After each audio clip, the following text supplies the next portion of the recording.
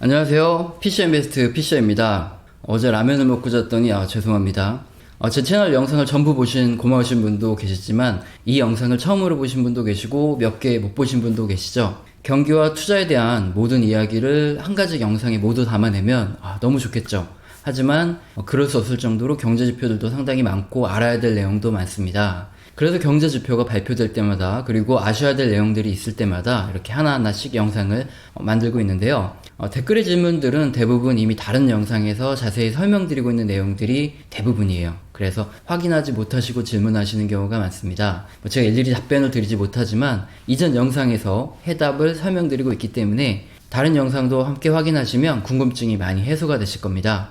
오늘은 중국의 주요 경제지표를 추적 관찰해 드리겠습니다. 중국의 경제지표를 설명드리기 전에 알아두셔야 될 것이 있는데요. 중국의 경제지표는 다른 선진국들처럼 중국 증시에 직접적인 영향을 미치지 못합니다. 중국의 경제지표는 오히려 신흥국의 증시에 영향을 더 많이 미치는데요. 이게 무슨 말인지 자세히 설명을 드리겠습니다. 먼저 미국의 경우를 보면 산업생산이나 제조업 그리고 소비지표 등이 상승하는 구간에서 주식시장도 함께 상승을 합니다. 하지만 중국의 경우를 보면 중국의 산업생산지수나 제조업지수, 소비지수가 증가한다고 중국의 증시까지 함께 상승하진 않습니다. 경제지표와 무관하게 중국 정부의 정책에 따라 증시가 오히려 더 큰 영향을 받는다 이런 생각이 드실 텐데요. 이와 같은 현상이 나타나는 원인에 대해서 중국 증시의 80%가 기관이나 다른 외국인이 아닌 중국의 개인들이기 때문이라는 분석이 설득력이 상당히 높습니다. 중국의 개인 투자자는 약 1억 4천만 명이고요.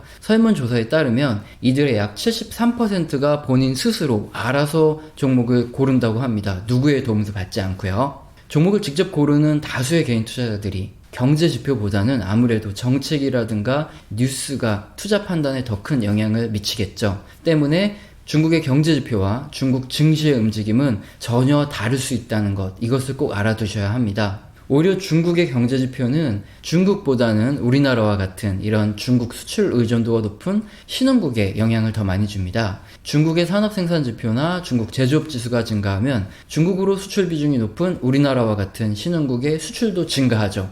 그리고 우리나라 수출은 주식시장과 중장기적으로 유사하게 움직이기 때문에 역시 우리나라 주식시장도 상승할 가능성이 또 높아지는 거죠. 이 부분을 먼저 알아두시고 중국 경제지표를 모니터링 하셔야 합니다.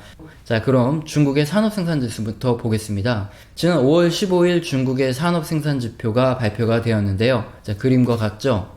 그런데 이 산업생산지표를 설명드리기 전에 앞서서 이게 무엇이고 어떻게 보는지 어떻게 실전에 적용하는지 핵심만 간결히 설명을 드려야 되겠죠. 제 영상을 처음 보신 분도 계시고 저도 헷갈릴 때가 있는데 영상을 보시는 분들도 헷갈릴 수가 있으니까요. 중국 산업생산지표는 제조업, 광공업 등 산업 전반에서 생산된 이 재화, 그러니까 상품도 그렇고 서비스라 그러죠. 이것들을 현재 가격으로 모두 합하여 산출합니다. 특히 제조업의 영향을 크게 받으며 중국 경제 전체의 성장 그리고 둔화를 파악하는 데 사용되죠. 그림의 중국 산업 생산 지표를 보면 지난 2001년부터 2010년까지는 중국의 산업 생산 증가율이 전년 대비 15% 이상 고속 성장하던 구간이었다는 것을 알 수 있습니다. 그리고 2011년부터는 산업 생산 증가율이 낮아지고 구조조정 구간이라는 것을 알 수 있죠. 전반적인 중국의 경기 상황이 이 그림으로 산업 생산 증가율만으로 파악이 가능합니다.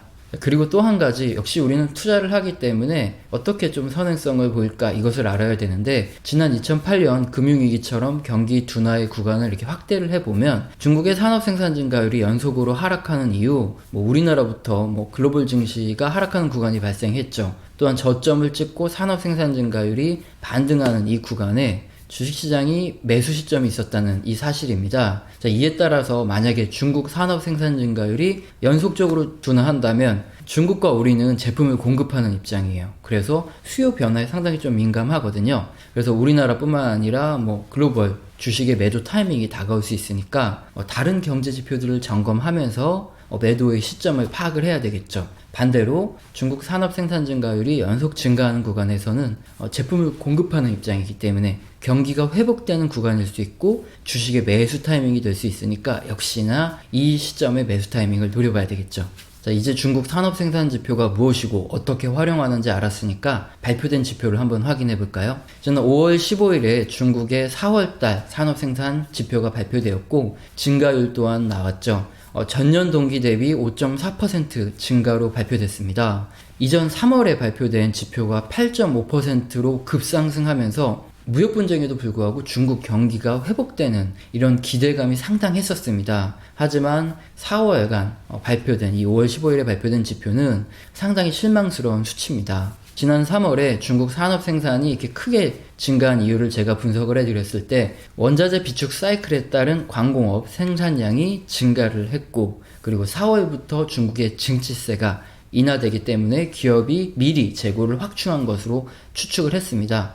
영상을 또 처음 보신 분도 있으니까 쉽게 설명을 드려야 되겠죠. 그림처럼 중국의 원자재 재고가 상당히 소진됐습니다. 그래서 3월간에는 일정 수준으로 재고를 다시 쌓는 이런 작업이 필요했는데요. 그래서 광공업 생산이 증가했다는 것이 첫 번째 원인이고요. 그리고 두 번째로 우리나라의 부가가치세와 같은 개념이 바로 중국의 증치세라고 하는데요. 중국 제조업 증치세가 4월부터 16%에서 13%로 이렇게 떨어집니다. 세율이 감소하는 부분을 제품 가격 인하로 이렇게 반영을 해서 4월부터는 판매가 크게 증가할 것이다. 이렇게 예측을 할 수 있었고요. 그래서 기업들은 판매에 대비해서 3월 동안 재고를 미리 비축한 것이 원인이다. 이렇게 제가 한번 분석을 했었습니다. 물론 이건 제가 혼자 분석을 한 게 아니라 다수 애널리스트들의 종합되는 부분을 참고했던 거죠.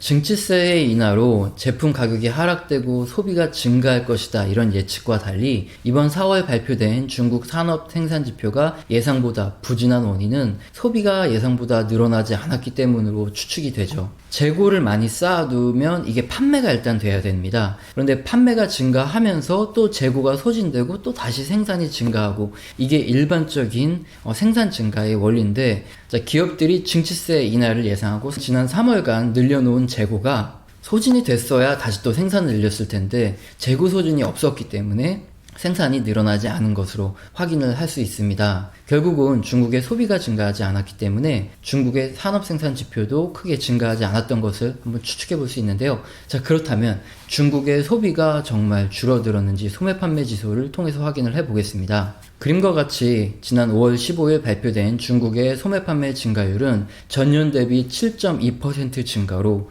지난 3월간 8.7% 증가하면서 기대감이 크게 높아졌던 것들에 비해서 상당히 낮게 발표됐습니다. 이유는 뻔하죠. 미중 무역 분쟁의 영향으로 사람들이 저축을 늘리고 소비를 줄여서 대응했기 때문인데요. 그림처럼 중국의 2017년부터 가계 가처분 소득은 증가했지만 소매 판매 증가율, 즉 소비가 감소하는 현상이 나타났는데 최근에 소매 판매 증가율이 더 크게 감소한 원인이 바로 미중 무역 분쟁이 격화되었기 때문이죠. 사람들이 가처분 소득이 증가함에도 불구하고 소비가 실질적으로 늘어나지 않는 겁니다. 중국의 내수뿐만 아니라 중국의 수출액도 낮아졌습니다. 자, 그림을 보시면 중국의 내수와 수출 모두 낮아졌다는 것을 확인할 수 있고요. 그래서 4월 산업생산지수가 감소할 수밖에 없었다. 이렇게 지금 추측이 되는 상황이죠. 미중 무역 분쟁이 지속되면 이렇게 지표에 나타나는 것과 같이 중국은 상당한 피해가 누적될 수 있고요. 그리고 중국의 수출 비중이 높은 우리나라 그리고 신흥국 전반에 피해가 지속될 수밖에 없습니다. 그래서 미중 무역 협상 타결이 상당히 중요한 과제입니다. 그리고 중국 지표를 확인할 때 반드시 확인해야 될 지표가 바로 중국의 주택가격 이 지표인데요. 중국 주택가격 지수는 약 70여 개 도시의 단독주택 가격을 기준으로 산출합니다. 해당 지표가 연속으로 하락하면 중국 경제의 둔화 구간에 진입할 수 있습니다. 자, 그림을 보시면 지난 2015년 중국발 부채 위기가 났을 당시 중국의 주택가격이 연속 둔화하는 흐름이 나타났죠. 아마 이런 지표들을 봤을 때 조지 소로스 같은 헤지펀드들이 중국의 부동산 및 부채 버블 붕괴를 우려하고 둔화에 배팅을 한 것이 아닌가 이렇게 생각을 할 수 있습니다. 자, 특히 중국의 부채 버블은 부동산을 중심으로 형성이 되었기 때문에 주택가격이 붕괴하면 부채 위기가 올 수 있다는 것을 우리 모두 알고 있죠. 그래서 지난 5월 16일 발표된 중국 부동산 가격 증가율 지표를 이렇게 보면 전년 동기 대비 10.7% 상승으로 아직 충분히 양호합니다. 하지만 해당 지표가 만약에 하락을 하고 지난 2015년처럼 이렇게 0에 가까워질 경우에는 부채 위기의 우려가 있기 때문에 해당 구간에서 주식의 매도 시점을 고민해 봐야 합니다. 그리고 다음 다가오는 위기는 중국 및 우리나라 등 신흥국의 부채 위기로 시작될 것이라는 이런 전망이 상당히 많다는 것을 사실 모두 다 알고 계실 겁니다. 그래서 특히 중국의 부동산 가격 증가율 지표는 반드시 모니터링해야 위기를 피할 수 있습니다. 자, 그래서 보여드린 그림과 같이 중국 부동산 가격 증가율은 아직 양호합니다. 부채 위기를 걱정할 만한 수준은 아니네요. 자, 오늘은 중국의 4월간 산업 생산 지수와 소매 판매 지수를 이렇게 추적 관찰하면서 모니터링 해드렸는데요. 3월간 두 지표가 급등하면서 4월에도 연속적으로 증가할 것이다. 이런 기대감이 많았는데 예상과 달리 상당히 실망스럽게 남았습니다. 이유는 미중 무역 협상이 아직 타결이 되지 않으면서 중국의 소비 및 수출이 감소한 것이 가장 큰 원인으로 판단이 되죠.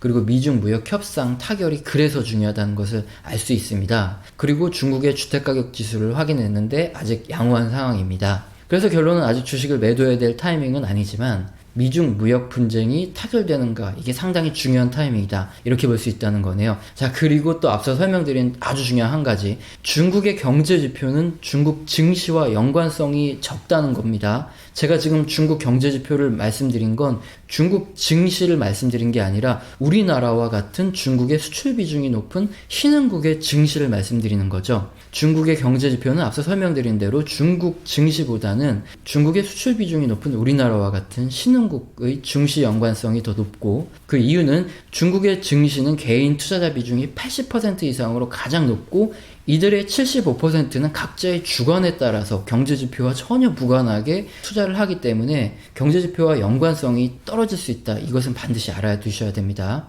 자, 그리고 잊혀질만 하면 제가 말씀드리는 것이 있죠. 내가 먼저 도움을 주면 다른 사람에게 유형이든 무형이든 그 도움을 받고 서로가 풍족해지는 게 세상의 이치입니다. 저는 여러분이 원하시는 이런 경제적 목표에 조금 더 빠르게 다가설 수 있게 이 과정에 조금이라도 도움이 되었으면 하는 마음에서 이렇게 정보를 공유하고 있습니다. 여러분이 부자가 되신다면 저의 성공도 빨라지겠죠. 그것이 기브앤테이크이고 성공하는 원리입니다. 서로 도우면서 성공으로 함께 갔으면 좋겠습니다. 오늘 영상도 마음에 드셨다면 구독과 좋아요 꼭 눌러주시고 지속적으로 시청 부탁드립니다.